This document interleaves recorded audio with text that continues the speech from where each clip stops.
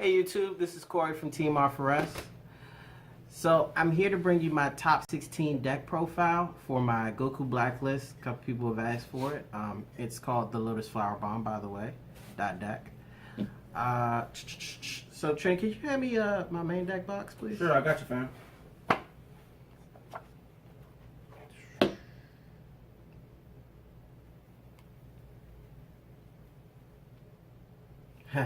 Funny. That's not supposed to be there. Yeah. The other one. Okay, there we go. Let's see what's in here. Ah, there we are. Okay, there we go. Whew. So yeah.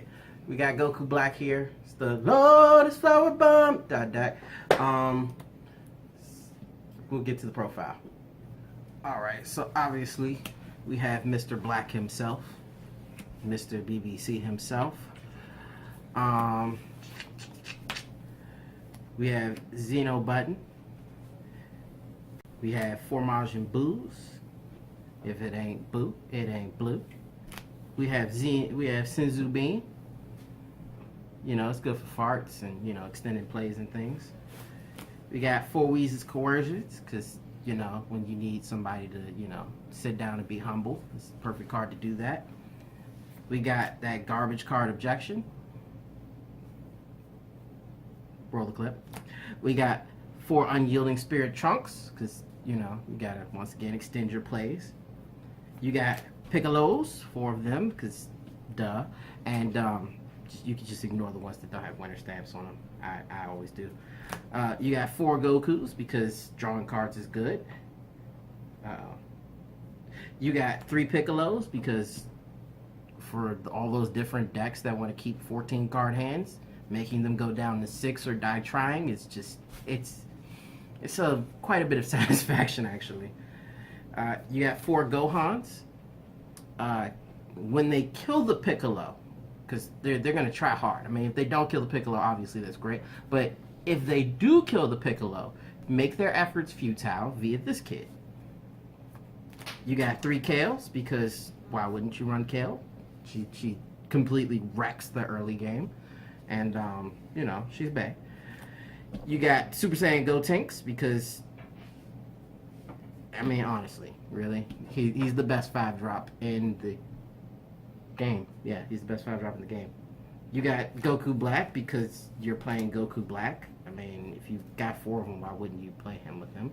And you got 2 Godbreak Gokus, because people, for some reason, like to teeter on the edge, and you just want to push them off the cliff, and he'll get you there. He'll get you there.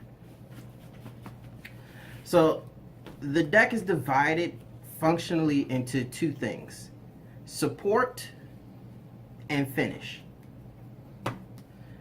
What I mean by that is, if you notice, all of these cards support you.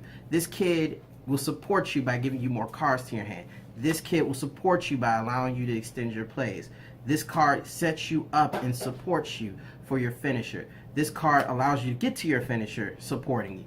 This card sets you up to get to your finisher. This card sets you up to get to your finisher. And this card allows you to survive to get to your finisher. And then you got the things that finish them. These roses come into play free, so you can drop more threats, then drop more threats behind your threats. So very often it can come down to a situation where you hit your 6 mana, you drop rose, pick up 2. Drop another rose, pick up another 2. Now your Goku Black is not only awakened, but he's lethal via his actual effect of his actual double striking effect on his awakened side. And then after you're done with all of that, you have 6 untapped mana. So say you want to, you know you're going to get those last couple prizes to get them down to 2, so you drop down and evolve into Godbreak Goku. And then you have the way to slip past all of their defenses to get the final 2 prizes. And that's how this deck functions. It's all meant to get to that 6 point, but you don't necessarily, because of the objections, you don't necessarily have to rely on Goku Black's effect to do it. It was very important in top and period and through all the rounds that when I actually got down to 4 prizes, instead of me trying to protect the Goku Black on his unawakened side that I would just awaken and tough out the extra turn. It doesn't matter whether you have the extra turn. It doesn't matter that you're down to 4 instead of 2. Usually all it means is if you have to start from 4 prizes rather, or 3 prizes instead of at 5 or 6, is that your opponent had to work harder to get you there. So usually you have to work less hard to beat them in the end anyway. Honestly, the deck is very straightforward. As long as you understand that objection is the absolute key card and that throwing away your hand to get your objection is a perfectly valid play, you should generally be okay. It doesn't really have any big bad matchups. Like, there's no deck that I'm like, oh yeah, this automatically beats me. But obviously Ginyu and Cold Blast is a little bit of a problem that you have to get through.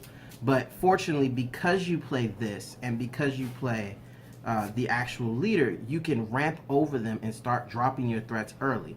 A lot of the times what that means is you'll be able to get under the Cold Bloodlust, or you'll throw too many problematic cards for him to Bloodlust them all.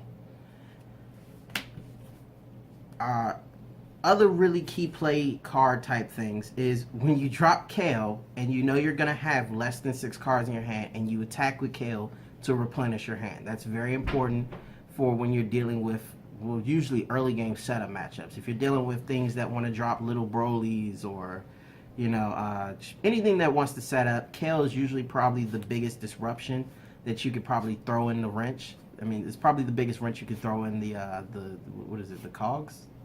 Is that how yeah, wrench in the cogs. Yeah. So very, very important card, obviously.